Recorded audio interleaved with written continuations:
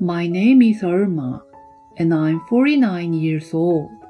It has been 20 years since I married my husband Erwin, and last year, when our son went to a university in another state, I found myself with more free time. However, with the expenses for our son's education, I decided to start working part-time. I had been a full-time housewife since our son was born, so at first I struggled with many unfamiliar things. Nevertheless, recently I have been feeling a sense of accomplishment as my opinions are being valued at work, and I'm making a positive contribution. Hey, Erwin, guess what? I asked for a slight raise in my hourly wage.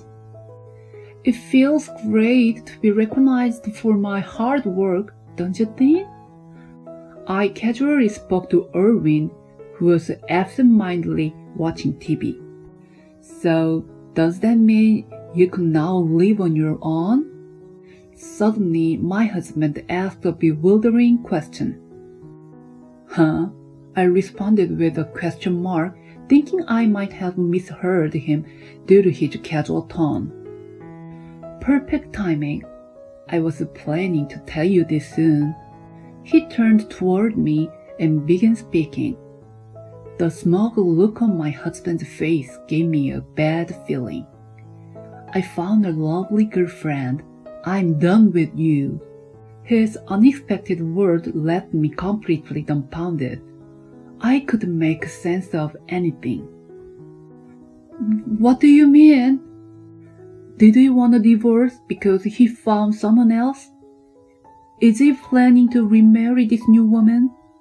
As the situation became clear, I felt my body trembling. Mocking me, my husband chuckled.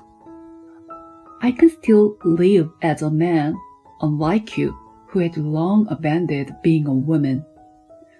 There's no point in being together anymore, since our intimate relationship has long ceased to exist.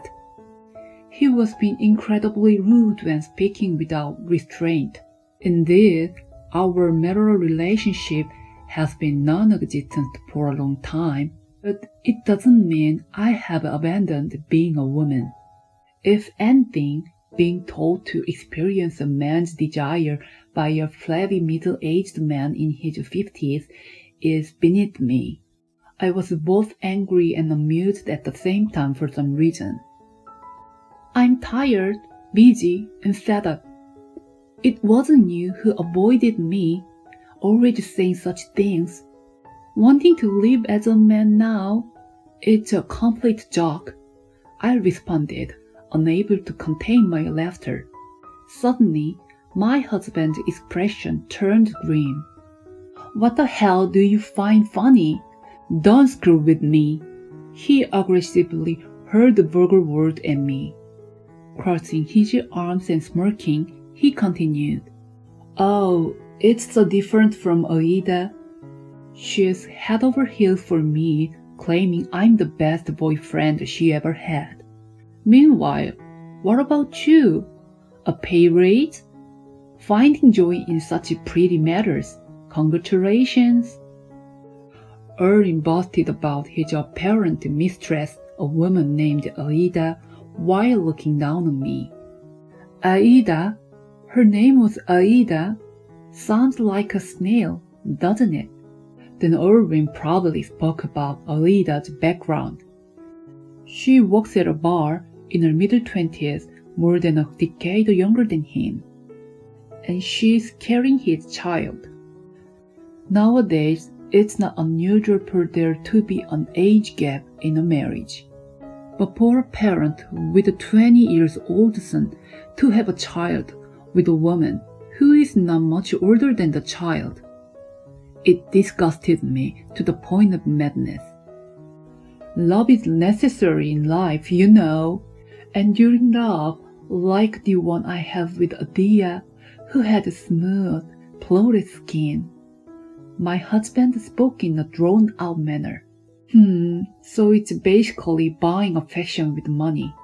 putting his own withering self aside and choosing a young, tight-skinned girl. I see, so you've switched to a young, irresponsible girl who has no problem having an affair with a married man, all for the sake of money.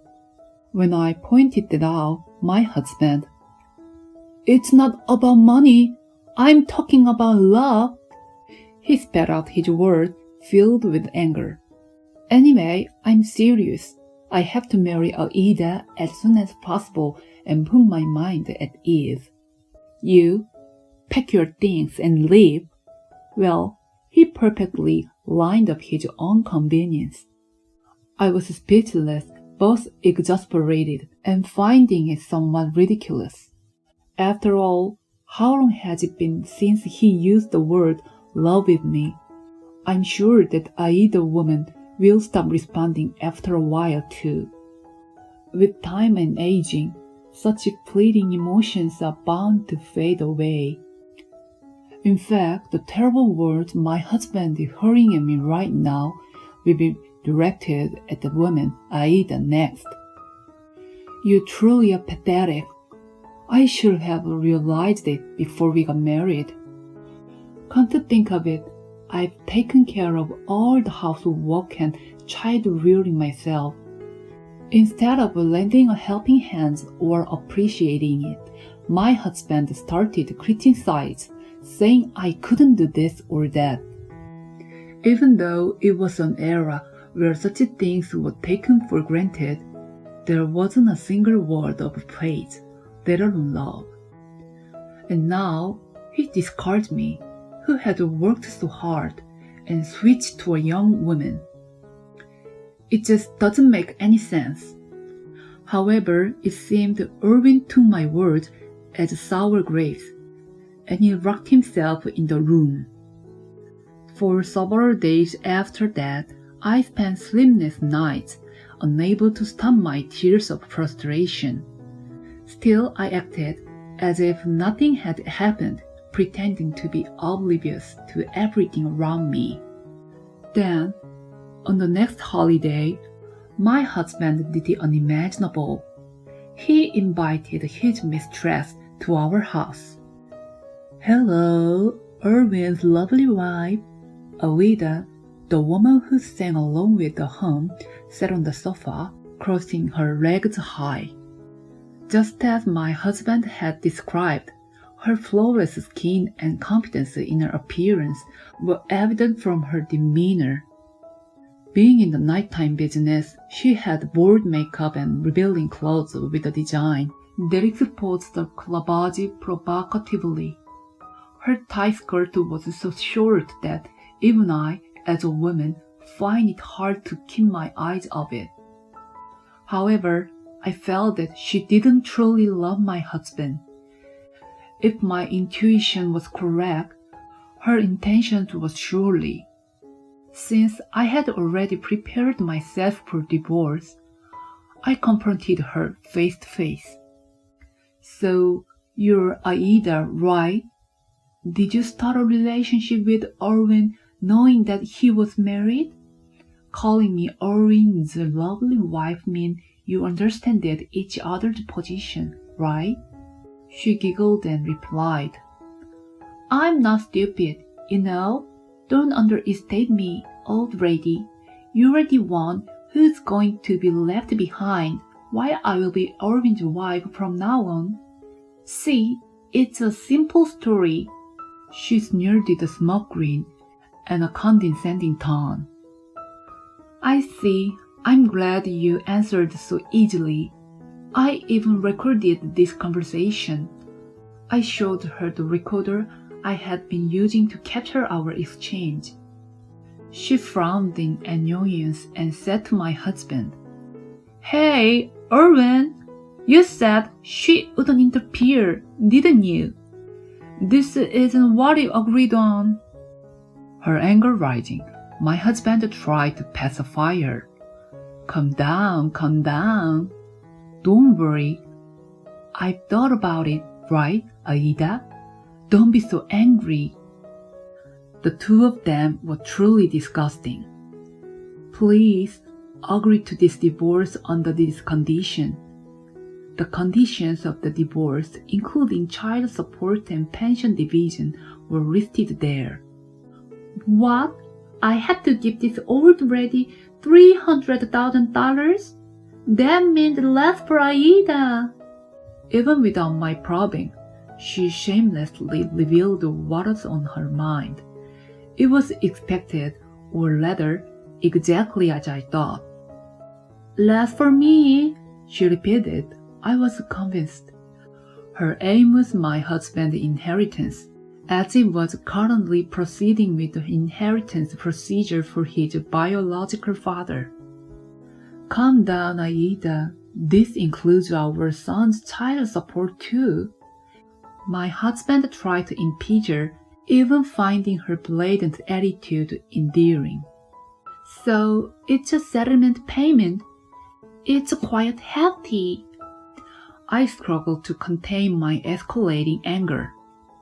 Nevertheless, I expressed my satisfaction, confident that my intuition had been correct. As long as the conditions the divorce are recorded in a notarized document, I'm fine with this, and I request a lump sum payment. I kept my response to a minimum, and my husband, well aware that our conversation was being recorded, agreed to this condition. Are you satisfied now? Prompted by the woman, who seemed bored during the interaction with my husband, I finished filling out the document. Lady, you better be out of here by the end of the month. I'm canceling my current residence. Once the notarized document is ready, I leave. As I responded, she seemed ready to move in immediately. She murmured complaints with a dissatisfied expression and reluctantly left. After a while, the formalities for the notarized document were completed, and my husband and I were to proceed with the divorce. And then, as expected, that woman came to kick me out. Hurry up and leave without dragging your feet. She chuckled and laughed, seemingly delighted. Earlier, I filled out the marriage registration. Now I am Erwin's wife. This lovely house is mine. Reluctantly, I handed over the key to the entrance as she danced with joy. During the moment, there was something I wanted to confirm. Erwin is around the same age as your parents, isn't he? If you are calling me lady, then Erwin, who is older than me, should be called sir. Why did you choose someone like him as your husband? I asked. Her candid response perfectly matched my expectation.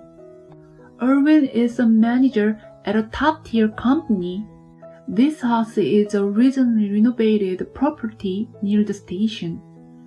It's a pretty stylish single-family home, and I'll buy furniture that suits my taste.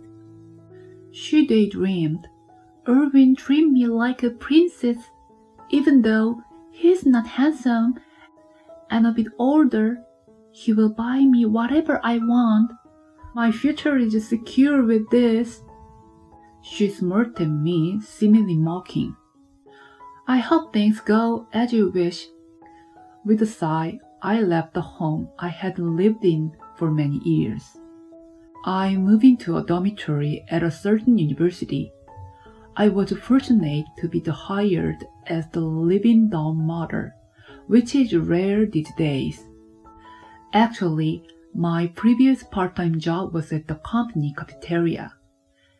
After breaking up with Erwin and starting fresh in a different place, I explained the situation to my workplace, and my supervisor, who appreciated my usual work performance, spoke to the headquarters on my behalf.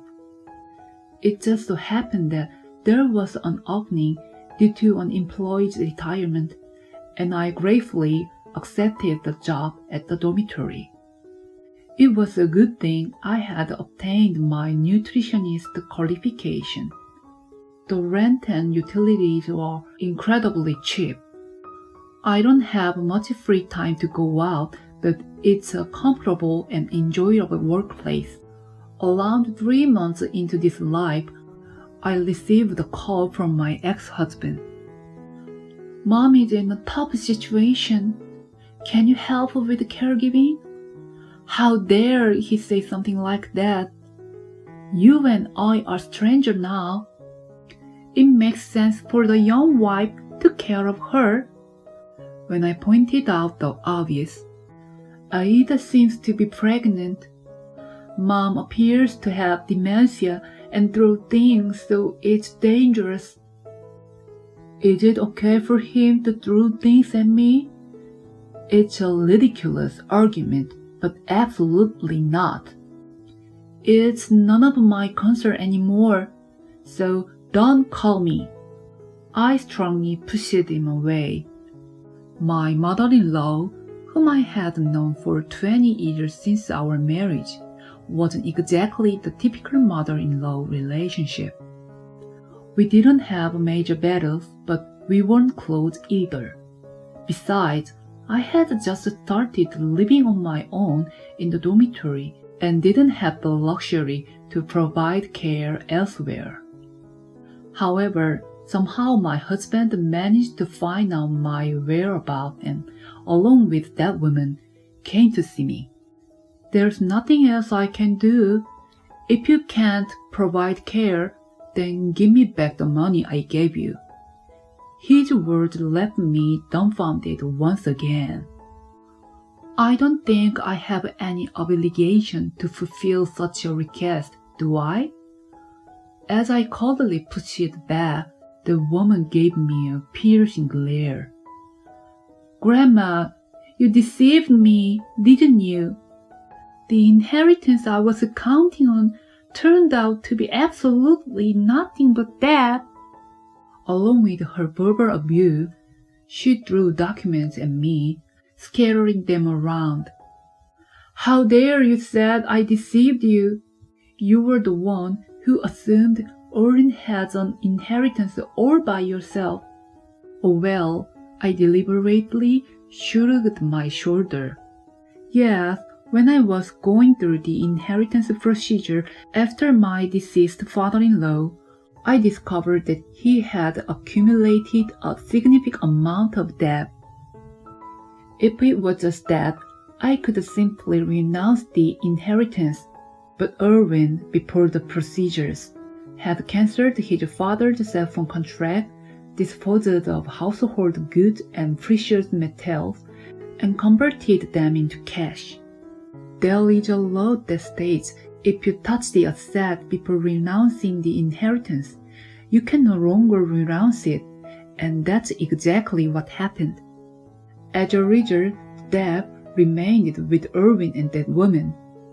I triumphantly declared. Erwin never bothered to listen to any of the troublesome inheritance procedure. He left entirely up to me. It was to provide you, Aida, with money to sustain your relationship. You should have told me something so important, shouldn't you? Erwin argued, but that's precisely what I should be saying. The one who should have asked at the right time is you. You have no choice but to take responsibility together. Huh? I didn't know anything about that. I didn't hear about it. That woman paled in the face and became flustered. Even in the late stage of pregnancy, can she really run like that? Is she really pregnant? Or rather, even though she ran away, where is the love? In response to my question, Erwin swallowed his breath. I was wrong. Please come back. His tearful pleading made him look suddenly aged. It's completely flat. Take it away, please. Irma! My ex-husband, who burst into tears, was indeed pitiful, but considering everything he has done, there was no need for mercy. Afterward, as I had anticipated, it seemed that the woman's pregnancy was a lie. My ex-husband was left alone to deal with that and take care of his mother-in-law, and he had become thin and withered due to mental and physical strain. I found that I enjoyed taking care of children around the same age as my son and living as a dormitory supervisor. Recently, I have even received compliments like, "You've become younger." I will continue to live honestly without arrogant or strange thoughts. Everyone, please be careful when going through a divorce.